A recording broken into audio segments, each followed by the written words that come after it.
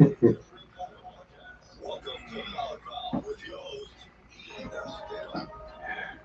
hey everyone, welcome. It is Saturday. Hell, I'm not sure what time it is. I think it's around 3 o'clock, 2 o'clock in the afternoon. Man still wears a watch. It's my great honor to have in live studio today for the first time. And I say first time, and by the way, you're the best guest I've ever had.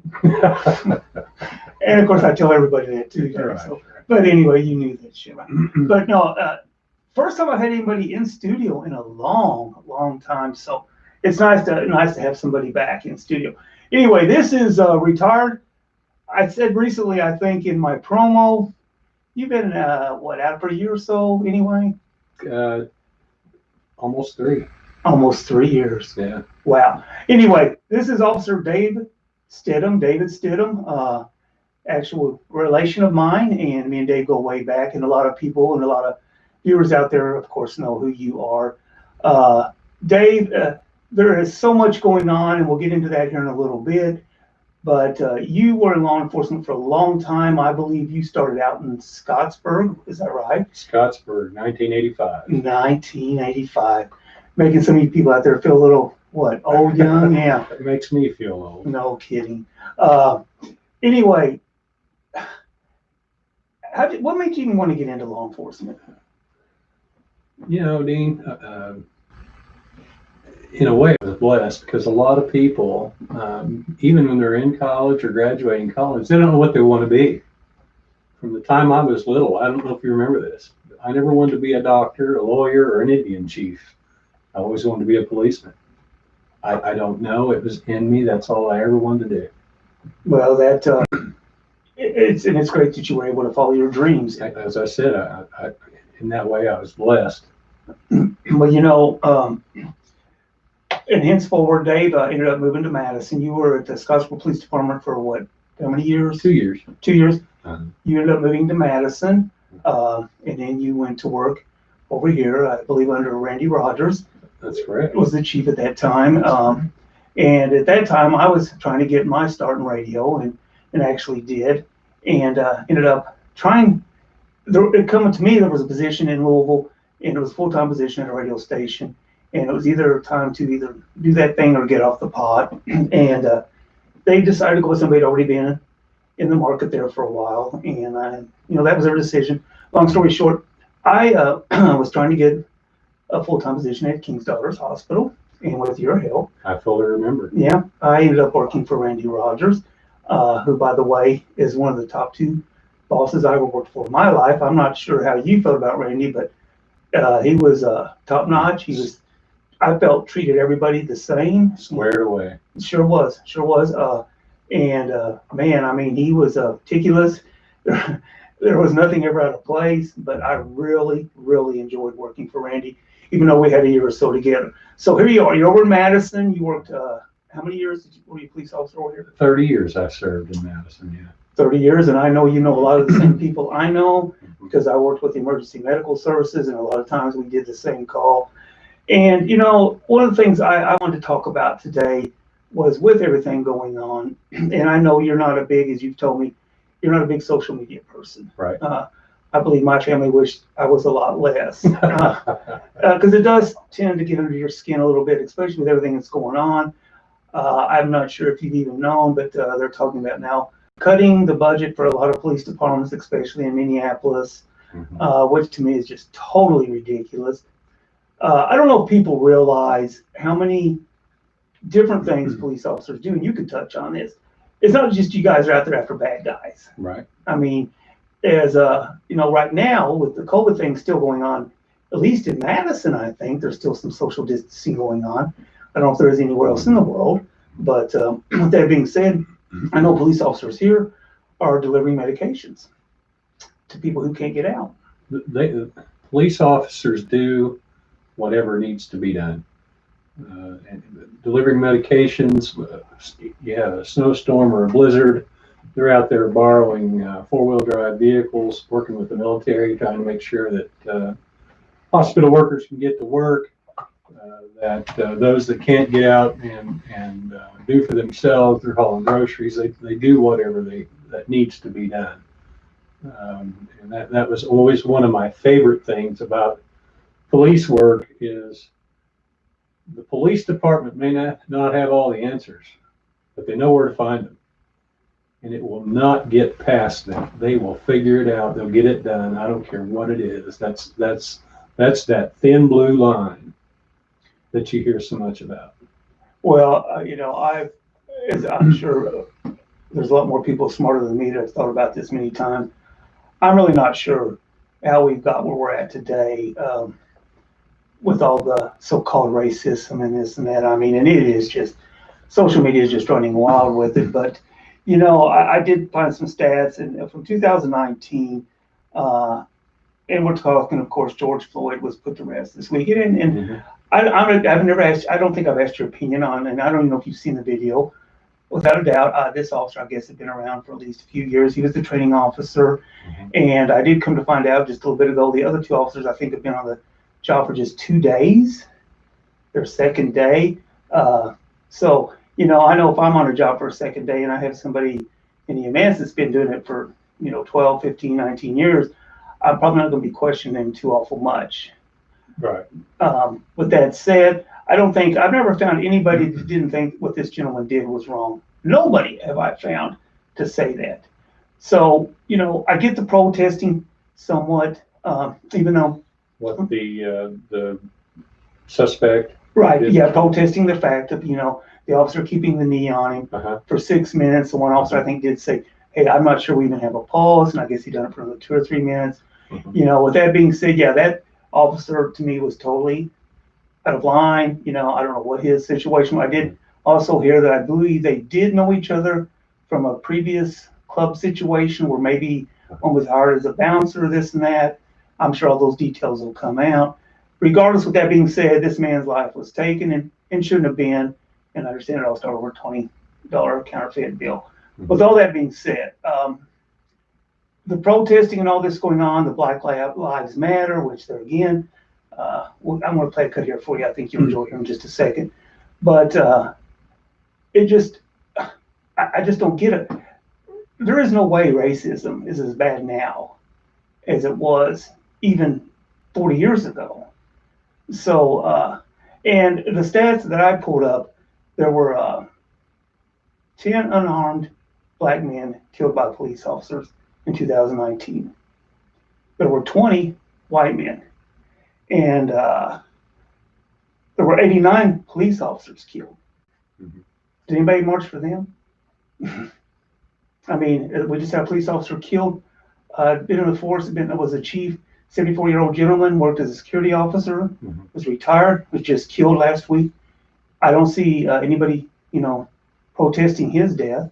Mm-hmm. That's just that's the thing I don't understand, Well, and the statistics send a message, but at the same time, every one of those circumstances is a different circumstance, and the one that we're talking about right now, this officer that from the video that's been released, I don't know, I haven't seen all the video, I'm sure. I don't know what precipitated it, but I can tell you, hearing that he's a training officer surprises me. I had not heard that, because the first thing that struck me about what I saw was, no matter the circumstances, that officer was acting outside the scope of his training. He was never trained to put a knee in the back of the neck of anyone, black, white, red, or yellow, doesn't matter, unless deadly force is justified. And we could talk all day about deadly force, use of force, force continuums, all that thing. But to hear that he's a training officer surprises me. I had not heard that. So, to say what led up to that, that got that person into that situation, I saw on the news a gal saying we could have written him a ticket for passing a $20 bill and not arrested him at all. Well, pardon me if that's a load of crap. You can't treat anyone with kid gloves because they're black or they're a different race. Believe it or not, Dean, in my experience, police officers don't see in color unless I missed something. And I've worked with, trained with city, state, county, FBI, Treasury. I've worked, trained with officers from all walks of life, and I can truly say in my heart that police officers don't care what color you are. It's the circumstances that they're involved in, and there are exceptions. And if you've got a racist police officer out there, that guy needs to go. If you've got a guy out there that's putting a knee in the back of the neck of an already restrained individual, that guy needs to go. He needs to pay that price. But the other 1,000 or the 999 officers that officer works with should not be punished for that. And that's where I think it all gets blown out of proportion. The media takes one individual, one situation, and they run with it. And I shared a story with you when I first started EMS. I don't know who I was riding with, but my partner. First day on the job, I mean, we roll out, just riding through town. All of a sudden, a guy goes by, blows a horn, and flips us off. Mm-hmm. And I said, man, what the hell? I said, do you know this guy? He said, no. He said, that's the guy he does that every time he passes an ambulance. He felt like he was mistreated somewhere, somehow, and we all paid the price for that. And I guess, without a doubt, officers, I just could not imagine. There was one time, and you know this, that I really entertained the thoughts of trying to become a police officer. I remember those conversations. Yes, and I couldn't due to the fact of an eye being bad due to a birth situation, but was going to become a reserve. And there is, I won't say no amount of money, because I think there's a price for everything, but who in the right mind would want to be an officer now? With everything that's going on, you're under so much scrutiny. And folks, we won't even talk about the pay. The pay is ridiculous. And for people to be able to stand there and call you, and don't mean to be racist, but everything but a white man. I mean, anything they want to call you. Everything but a milk cow, we used to say. Yeah, right. I mean, when did that all change? Well, and you lit on that, or hit on it a few minutes ago. They're talking about cutting budgets in Minnesota, of all places. And I keep seeing these protests, and I don't listen to rioters. I don't listen to anarchists. I have no time for that. But if a guy's being peaceful and he's out there trying to get his message across, I'll spend that time and I'll listen. And I keep hearing police reform. Well, I'm gonna tell you right now, they want more training. They want better quality officers. They want more accountability. You're not going to pay an officer less. You're not going to cut their budget. You're not going to give them less equipment and get better results. You're shooting yourself in the foot, people. If you want good quality candidates, you're going to have to offer those potential police officers money. Exactly. Yeah. I mean, how many officers do you know that don't work a second job? Exactly. Same thing with our firefighters. Uh-huh. Yeah. EMS. How many? And let's just say that. Let's just say first responders. How many first responders do you know that don't come to work half worn out to start with? It's true. Because they can't afford to make a living on what they're making, so they have to work other jobs, and they're coming to work without their A game. I'm not talking excuses. I'm just telling you. If you want police reform, folks, you're going to have to pay for it. I know that police and first responders don't generate income. I get that. The city has to look at the bottom line. But you're looking at liability, you're looking at people's lives, you're looking at what's going on right now, and it's getting worse. And every time you cut the budget, every time some other department gets a raise and this one don't, you're gonna attract fewer police officers. Dean, when I applied to the police department in Madison, there were 50 people applied for my job. Yeah. You know how many candidates or how many applicants I got for the last one? 10? 7. 7. Now, I'm not saying 1 or 2 of those people weren't qualified, but you got 7 to choose from versus 50. And that's what you're going through. And you're not going to draw quality candidates. And the ones that do make it through and they get hired, and then Carmel PD, which they're doing this, they're advertising at the academy. Hey, man, you made it through the academy. These are right on the wall at the police academy. Come work for us. We'll double your salary. Yeah. Because they have it figured out.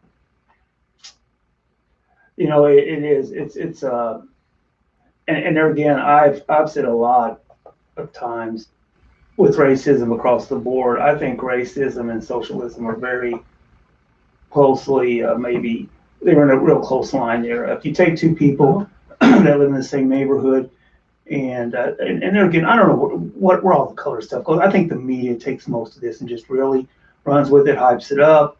But you know, I just think there's a real close line there, and that, of course, is another whole big detailed probably podcast as well, which we won't get into that.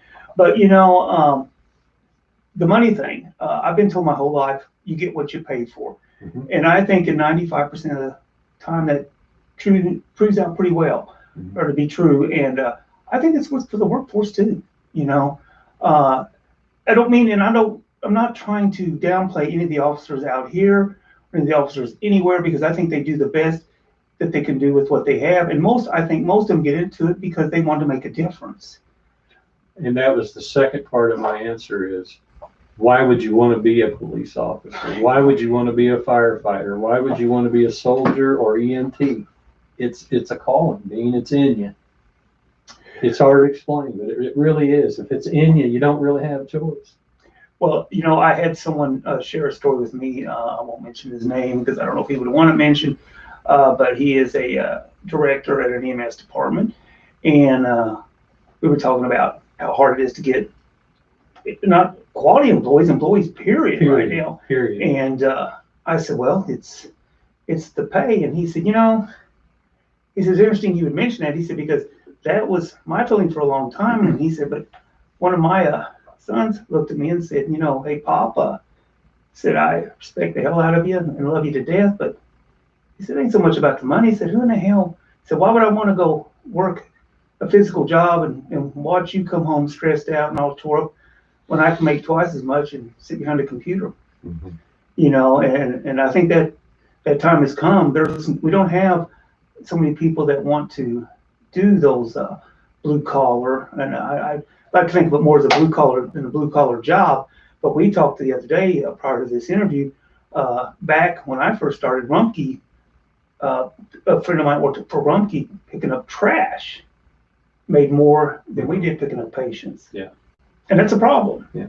I mean, you know, and there is a little, not probably a whole ton. No, there is. Seriously, there's a hell of a lot more schooling become in EMS than there is to pick up trash. Right. I mean, it is what it is. And I'm not downplaying those guys either. Everybody's job, no matter what you do, folks, if you work, I respect you. It's an essential service for sure. Exactly. But one that a lot of people don't want to do. You know, the thing that really sort of drives me crazy, I want to talk about this gentleman for just a minute. But I'll tell you what, let me play a cut here for you. I don't know if you've ever heard of the Hodge twins. I sort of like these guys anyway. We're going to play a cut from them, and we'll get back with you. You all listen to this and let me know what you think on the other side. We can talk.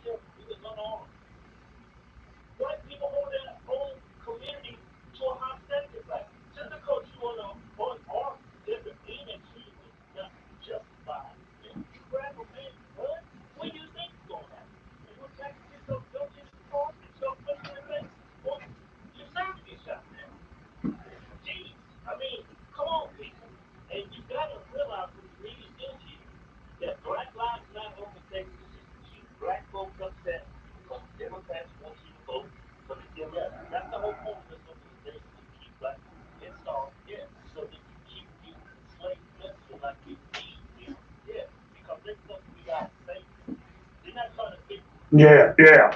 You know, there again, that's the Hodge twins. I like those guys.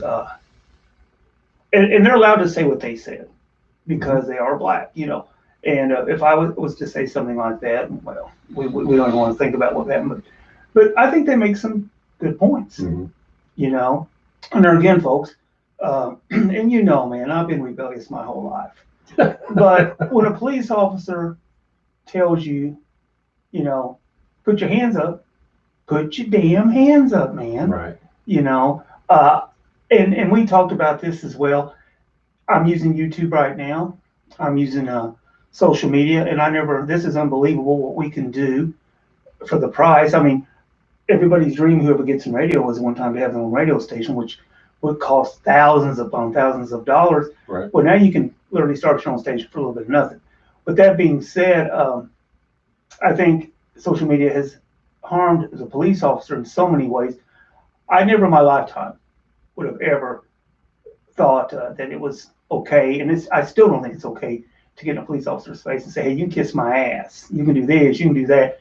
And, you know, I know it's, you're right, you know, under the Constitution, I guess, to be able to do that, but it's just wrong. It's just wrong. And I don't, who could take that? Well, I've always told all my kids, if they're on the street and they have contact with the police officer, never argue with the police officer. You're not going to win that argument. I don't care if they're dead wrong. You are not going to win that argument. Yes, sir. No, sir. You do what you're told to do. Live to fight another day. You've got the prosecutor that gets to look at it. You've got the judge. You've got the system. You have to believe in the system. And the last time I checked, it still works fairly well, minus all of this sensationalism and everything that's trying to break it down. And that's, to me, that's a lot of what it's all about. Write somebody a ticket for passing a counterfeit 20? Really? I mean, and there again, in his defense, I'm not sure. I don't know if we know this one time he even knew it was counterfeit. You know, that's where I'm not sure where all that. I'm not saying he did, but the person that was speaking believed that he did. Oh, really? See, I hadn't heard that part of it. And all this will come out. All he did was pass a fake $20 bill. That's all he did. They could have wrote him a ticket and let him go. Yeah, that's where do we draw that line? Yeah, I mean, it's already bad enough. They're ORing on their cognizance bonds. You talking about New York now? No, okay. Right here in good old Madison, Indiana. Okay. You get arrested for a drug charge, you're going to be home before the paperwork's done. Jeez. On a lot of cases. And you know, that's not our judge's fault. It's not our prosecutor's fault. It's what the state's doing. They don't have the money. back to Always the money. damn dollar. They don't have the money to house them. Dean, true story, girl out of her mind on crack, stealing out of cars up by Taco Bell. Arrest her because she's trying to buy more crack, steal more stuff to buy more crack. We take her to jail. Not only did we let her loose, we were ordered to bring her back to the location. She was living in the little hotel there by Little Champ and release her. Guess where we were at an hour later? Right back. Right back with her busting in the cars. That's what you're going to have. And that is getting more and more ongoing as we speak. I know in New York, well, there was a story of the gentleman. In New York, all these protesters, I guess, were being arrested. There's no bond anymore, unless it's And I've been told even felony cases they're not bonding. But there was one gentleman. Non-violent felonies. Yeah. Whatever that is. Yeah. Well, there was a gentleman that was let out and arrested 4 times in a given night, and broke into 2 ATMs in the same evening. Yeah. Now there again, folks, police officers are human. If I'm going to go keep capturing the same thing and the same person, whatever, and trying to do my job, and somebody above me is just doing their job, I guess, as they're directed, and keeps turning this person loose, there comes a point in time, it's like, what's the use? Exactly. Yeah. Well, I'll just go have a Coke and a smile and sit over here and let things go by. And, there's been officers killed last 2 weeks. Mm-hmm. Is there anybody protesting that? Anybody marching on that? And I'm not after, it's great to protest, like you said. If you have a message and you want to get it across, I mean, I'm doing it right now. It's all good. Mm-hmm. There's nothing wrong with that. But I won't lie to you. I sit here with every show, and I'm a simple person. Anybody knows me knows that. I have no sheepskins. I've not been to universities. I've been to the School of Hard Knocks, and I worry. I didn't know the word thug was racist, I guess. I grew up using that word my whole life. To a police officer, it's not. And I don't know who makes these calls. I don't know who makes these decisions. Mm-hmm. There was a gentleman, Chris Martin Palmer. He's an ESPN writer. He deals with the NBA. And he tweeted last week when all the looting was going on. He said, yeah, burn those damn places down. Burn them down. Well, all of a sudden, his community come under attack. Mm. And he, let me just read what he said. He said, until they attacked his gated community, they tried to climb the gates. They had to beat them back. They destroyed our Starbucks. Ooh. And now in front of my building, get these animals the fuck out of my neighborhood. Mm-hmm. Go back where you live. And afterwards, security called the cops. They swarmed, some scattered. Others were arrested. You hate to see it, in parentheses. Tense moments, graffiti everywhere. We live in a beautiful, safe community. We have pride. These people had no pride. And we're not protesters. There again. And Pelosi, Chuck Schumer, and George Bush, anybody that speaks out against law enforcement, let's take their security away. Mm-hmm. Let's see how that works real well. It just amazes me, and just like the global warming thing. These people all get together for a global warming summit, and they all fly on their private jets. I don't get it. And again, I'm a simple person. If somebody out there wants to help me out. By the way, if anybody wants to call in, if they have a question for Dave, give me a call, 812-493-3236. Be happy to entertain any questions. Well, we know a lot of people. There might be some questions you won't answer. I don't know. But I'll answer to about anything. Where do you see it all heading, or do you? I mean, it scares the hell out of me, because I think it's going to get worse before it gets better. Again, you have to wonder what's driving it. I believe there is a political force that's driving it. Wholeheartedly believe that. I believe that the police are going to continue to do their job like they do every day. They for the most part, they get a little bit down in the mouth. Who wouldn't? But it's not why they're there. You know, they're not there for pats on the back. They're not there for attaboys. They are there because, as I said, they have a calling. They want to do the best they can do. They want to make their community the best one that they can make for not only their loved ones, but for everyone. And that's what they do, and they're going to continue doing that. Governments and protesters and rioters, that's all going to have to work itself out. But you know, if it keeps escalating, I think you're going to see a military intervention. I think you're going to see the military and the police work together. I believe that. God forbid. But they're going to do what it takes. And they have to. They have to. They have to. I mean, if we have no law and order, we have nothing. Well, exactly. You know, and it aggravates me, Dean. It really does, because, you know, I hear people say F the police. Well, pal, if it wasn't for the police, you wouldn't be sitting in your home right now typing on your computer saying F the police because somebody would have broken in your back door and punked you out. You know, be careful who you say F you to, because these folks, even if you don't like them, they are the thin line between order and chaos. And they're going to be there. They are. But if that line breaks, if you get past them, it's not going to be pretty. And you know, we all have our own opinions, and there are some bad cops. Certainly. There are some bad paramedics. Mm-hmm. There are some bad. We know that, folks. We all have common sense. Mm-hmm. And there's even been situations I've been in professionally with officers. I didn't agree with them, Mm-hmm.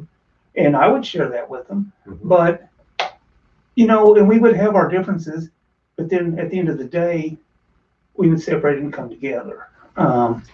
Well, I've often said that nobody gets more aggravated with a substandard police officer than an officer that's out there busting his or her butt trying to do the right thing every day. You know, and they may have 10, 15, 20 years on trying to do the best they could do, but they won't be able to undo the one bad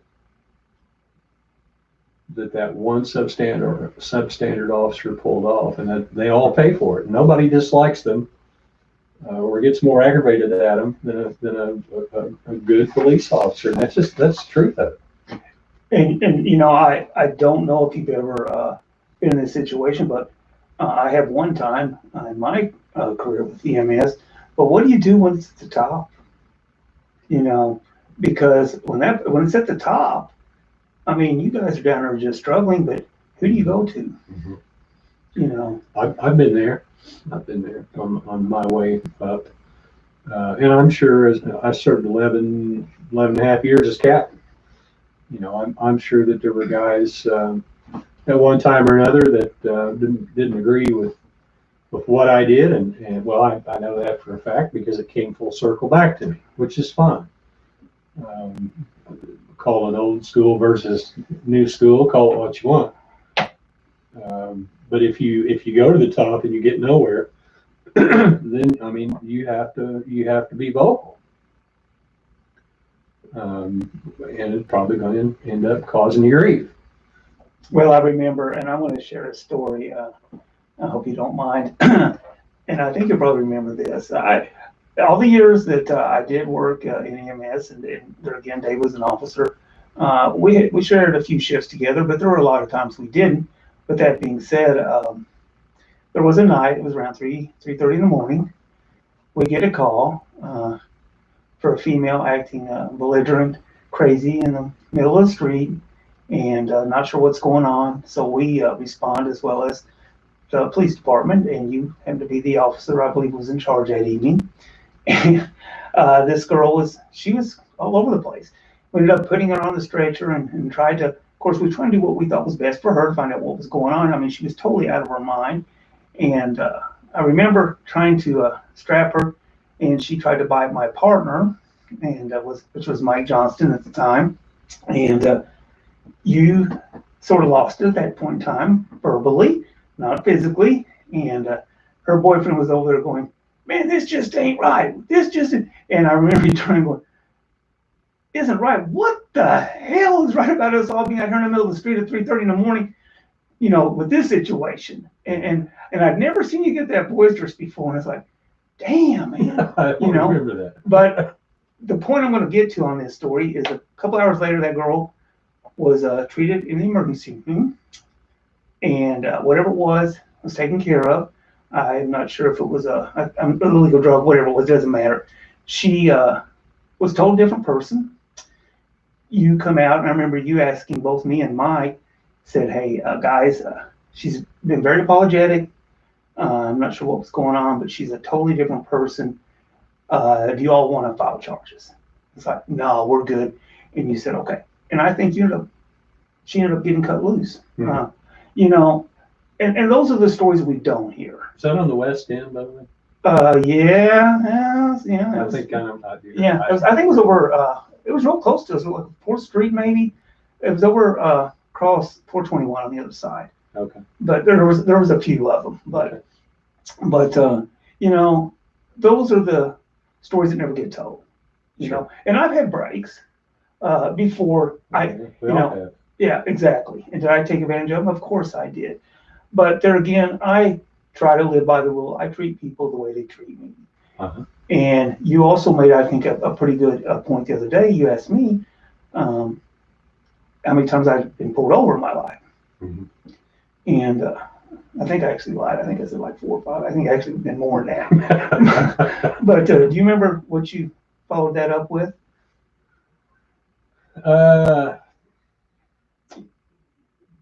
About the worst of, You never mentioned if you got a break, you never mentioned those. I did on one.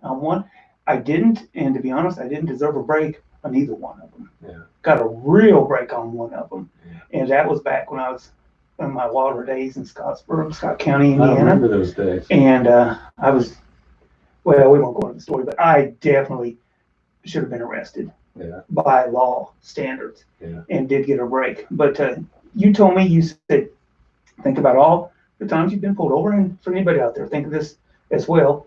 And out of all those times, if there was one officer that was having a bad day, was a little mean or a little bit scruff with you, which one are you going to remember? Right. And which one are you going to talk about? Yeah. And that's with anything.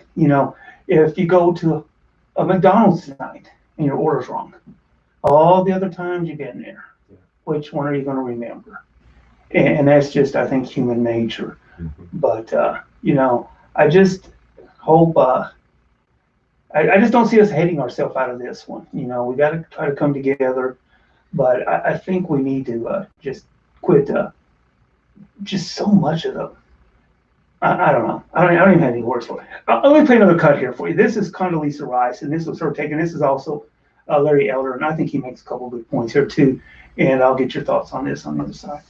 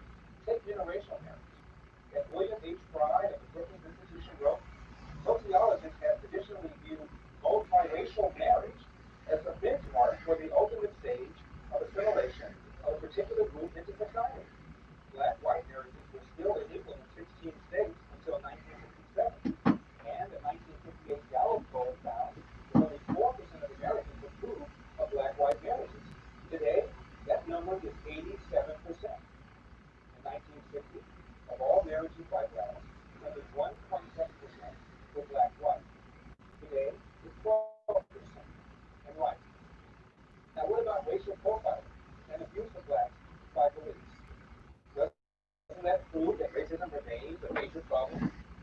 In the summer of 2014, Ferguson, Missouri became ground zero for this accusation when a white policeman shot and killed an unarmed black teenager. While the Department of Justice investigation of the incident proved the officer of any wrongdoing, it did accuse the city's police department of racial bias. But what was the Justice Department report's most headline-grabbing stat? The gap between the percentage of blacks living in Ferguson, 57%, and the percentage of those stopped by police for traffic violations who are black, 85%, an 18-point discrepancy. Racism, right? Not so fast. Blacks comprise 25% of New York City, but account for 55% of those stopped for traffic events. A 30. You know, the point is, it just depends, I think, sometimes on whose eyes are, you know, whatever it is you're looking through. But so you think, I mean, I don't know. I don't have any answers. I wish I did. But I think a lot of it goes to what our young people are being taught. And, you know, and I made the comment the other day, there's the white privilege thing, you know. I'm still waiting for mine to kick in. And I do have it good. But I've worked damn hard for everything I have, as I think you have too. And, you know, the statistics will blow you away, white and black, the difference between still with a high school education and not having children out of wedlock. The difference in your economic picture are just those two things. And I just think we're losing a lot with education.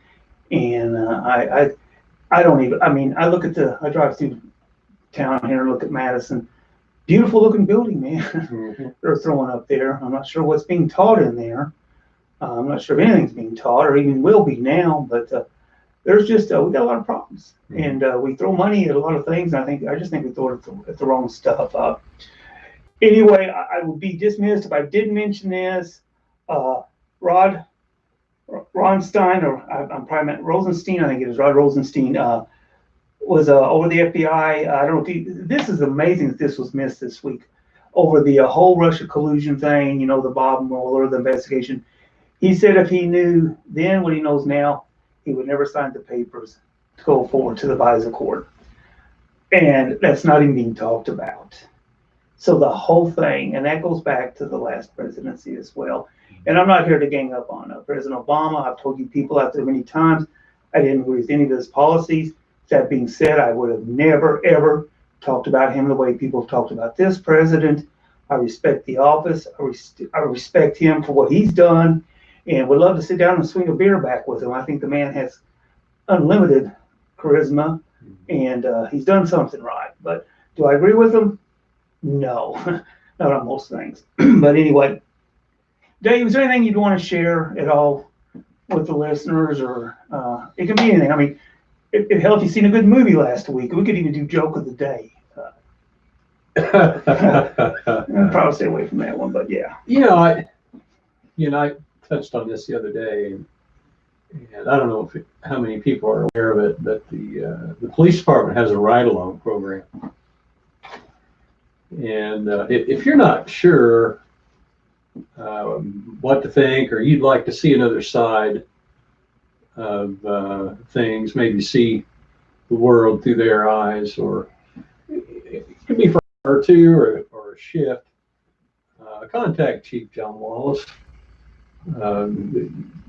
Most of us know John. John and I went to the academy together, and you might be amazed at what you would learn if you were to spend riding along with a police officer. They're going to make sure you're safe, and they're going to get you in the middle of any crap. They'll make sure to keep you safe. They're out of harm's way. But if you'd like to see another side of things, contact the chief and talk to him about it. He'll sign you up, put you in with an officer, as I said, for an hour or two, or a whole shift, and it might just change your thinking. Well, you know, and I'm still surprised, and I rode along a few times with a county officer that we both knew real well, Mike Lamb, and that's what sort of got me interested. Always wanted to ride with you before. Yeah. That's back before I even got into EMS, and back then it wasn't allowed. Right. And I'm really shocked they do allow it due to insurance reasons. But yeah, folks, I think that'd be awesome for anyone to take advantage of that while it's still available. Yeah. Now, I hope I didn't speak out of turn. When I left, it was available and encouraged, and that's actually something that jumped back up when he was in the first time. So I feel pretty confident that still holds true, and I would encourage anyone to give that a try. So. Well, I know Greg was on one of my first 2 episodes of when I first started, and that, of course, was last about 10 months ago, but I know he was riding quite often. So within a year, it was still in practice. Yeah. If I was getting ready to let you go, but if I could, I'd like to ask you about one more thing, because I think this is really important. I remember you talking about the way officers are moved up in rank. I don't know so much about small town, but I know in the big cities, and you can dispel if this is true or not, by arrest or by tickets or by that type of situation. And if that's the case, I would hope you would agree with me that that's probably not always a good thing. It's partially true. Has a system that they use for consideration for promotions, and it's a points or percentage breakdown. A large part of that percentage is evaluations, and the evaluations are based on daily appearance, attitude, just a number of things, categories if I recall. But several of those categories are based on traffic tickets, arrests, case reports, that kind of thing. Seniority has a percentage. There's a test that has percentage. So it's a. But if I recall, the largest percentage is that those. I know there was an officer, of course, we're talking big city versus, Madison, but I believe in New York, he said, that he would be assigned to a homicide case, that he would work. He said, I might work this for 6 months, if not longer. And there'd be another officer out here doing, these drug busts. And he'd get promoted quicker than me. More arrests. Yeah. And he said it's bullshit, folks. It happens here. Yeah, and if it was that way in EMS, I mean, it's like, guys, the more people I get in my ambulance and give a ride, the faster I might be moved up the chain. I mean, and like you said, there was a lot of other things that went into it, but that's something that definitely should be looked at, and maybe it has since you've been gone. I don't know. There's another breakdown to it, and that's by rank. In other words, the captains are compared to other captains. I take that back. Unless it's changed, the captains are not evaluated at this point. The lieutenants are compared to other lieutenants, sergeants, senior patrolmen, first line patrolmen on down the line. So they try to keep it fair in that aspect. But the rub is, Lieutenant Dan Sly comes to mind. Dan is coordinator, does a great job, does a lot of hours, hundreds of hours really, every year training, and he and I were in the training division for years. And of course, he does not have the arrests. He just doesn't have, although he holds his own fairly well. He's out there hitting the bricks, but there's no way his numbers are going to compare to somebody that's a street lieutenant out there on the bricks every day. So somewhere in there needs to be a category, a miscellaneous category, or whatever, so that you can make up the difference. And the merit board is aware of it. When I was there, I would talk to every one of them that would listen, and they would all agree that it's broken. Hopefully they fix that. If they haven't, I hope they'll look to it. But I know a lot of departments in the country go with the same issues. And how do you fix it, Dean? You need officers that like to get out there and shake hands. You need officers that like to get out there and walk the beat a little bit, you know, meet and greet. You need officers that like to work traffic. A lot don't. You need officers that like to work criminal investigations. You need all those people collectively to have a good working whole versus this evaluation system that says, well, you only wrote 5 traffic tickets this month, you're lacking. You know, well, maybe so, but I did 17 criminal investigations. You know, there's no room, there's no category for that. So you're right. It's not a good situation. But how do you fix it? Yeah. That's, you know, again, life's not fair. How do you make it fair? I don't know. well, and we talk about that, and I would tell guys I would work with a lot of times, it's like, guys, I know some of the stuff we're told makes absolutely no sense. I'm with you on that. But there is sometimes we can't see the big picture because the people above us just feel like we don't need to see the big picture. But with that also being said, there is such a disconnect between the people that are in charge a lot of times versus the people who are out there doing what needs to get done. And I don't know what to change that. I mean, a few years back, what made a good manager was somebody who could delegate. Who in the hell come up with that one? I remember that. Yeah. A good manager makes himself useless. Yeah, I remember that. Yeah. Damn. Yeah. And there were seminars to learn how to do that. Yeah, absolutely. I mean, I went to a couple, and where I learned to roll marble down a ruler without, some of that stuff, the takeaways. We just are so afraid everything's going to be so politically correct. Guys, I think we just need to get back to common sense, and there again, I don't know what your bucket list is, cuz I've told you this. My bucket list is to find 3 things in this world that make sense. And my bucket's still empty, man. I'm looking pretty hard too. I've pretty much lived my bucket list. Yeah. For the most part. I don't know where that came from. I think it was a good movie. I don't know. But what was ringing in the back of my head was what Dad always said. Who in the hell ever told you life was fair? Exactly. Yeah. And I also love that story he used to say, if you think you have it tough, if you throw your problems in a pile with everybody else's, you probably fight like the devil to get yours. Fight tooth and nail to get your own back. And I think there's a lot of truth to that as well. Dave, you know what, buddy? We've been talking, my friend, for almost an hour. Wow. I do appreciate you coming in. Thanks for having me. Dan, by the way, you talking about Dan Slide. I seen him, he was down at a homeless thing when Julie Berry was running for mayor, and I talked to him, and I invited him on. He said, I don't do that social media stuff, man. So there's another guy that's smart enough to stay away from it. Right. I haven't quite learned that yet. Maybe in the future I will. Dave, thanks a lot, man, for dropping in. Thanks for having me. You're welcome back anytime. In fact, I'd like to have you stop by or become somewhat of a permanent fixture. Hell, come by and share some thoughts with us every week or two. May take you up on that. I had a good time. All right, I appreciate it. Rest of you, thanks a lot for listening.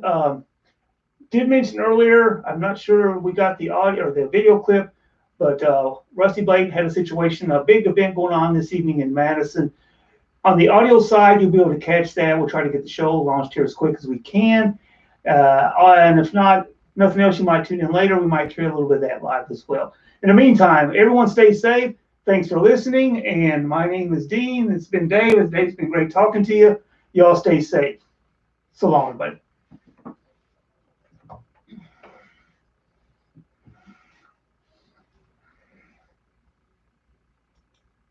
And we're clear. Oh. Well, I didn't get out of line. Oh, you did. I hope I didn't either. Yeah. But you know what? I don't even go back and listen to it anymore. I just throw it out there and fuck them. Because there's so much. I thought you did absolutely fine. No, I didn't put you on the spot on anything. But I don't answer anybody anymore. I don't either so much because I really was a couple things I want about the hospital. And of course, you knew the administrator was.